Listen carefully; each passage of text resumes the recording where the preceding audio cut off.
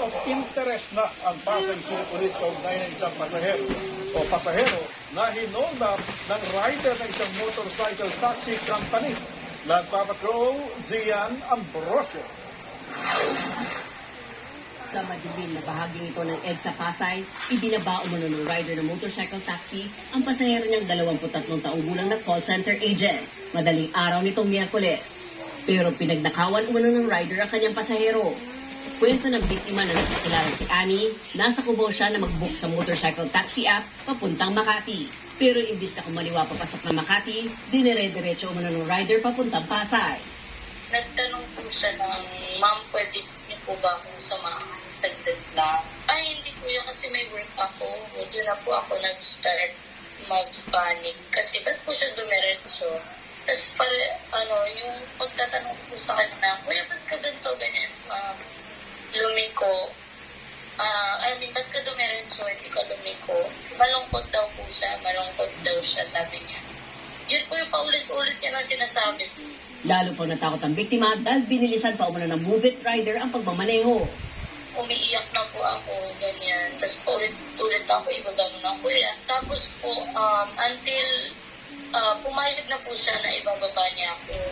Kaso po, kukunin niya daw po yung gamit ko.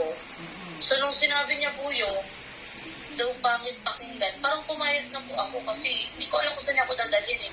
Sabi ng biktima, nakuha ng rider ang kanyang mga personal na gamit, kabilang ang 4,000 pesos na cash, pati mga cash card. Base po sa kanyang salaysay, possible po ito na robbery kasi bago siya binaba, may kondisyon na ginawa yung driver. Hindi siya ibababa kung hindi niya bibigay yung bag niya. Mayroong intimidation din eh. Pinuntahan ng news team ang opisina ng Move It sa Marikina pero hindi pa umano pumunta doon ang pinatawag na rider. Nagpadala na umano siya ng pahayag sa kumpanya at sa mga pulis. Sabi niya na siya yung driver pero wala siyang kinukuhang gamit mula dun sa complainant.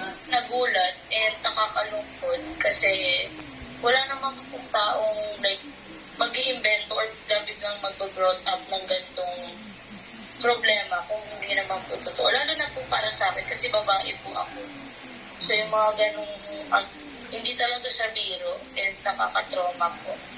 Ayon sa Move It, nakikipag-ugnayan sila sa pasahero, rider at mga otoridad sa isinasagawang masusing investigasyon sa umano'y nangyaring pang-hold up. Rider na ginamit sa insidente. So, kasalukuyang naka-preventive suspension po habang patuloy ang investigasyon namin at ng mga kapulisan.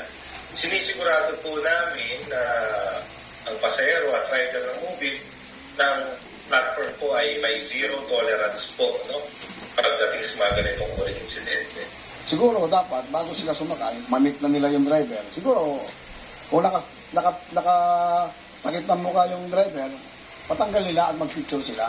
Then picturean nila yung motorsiklo, yung plaka.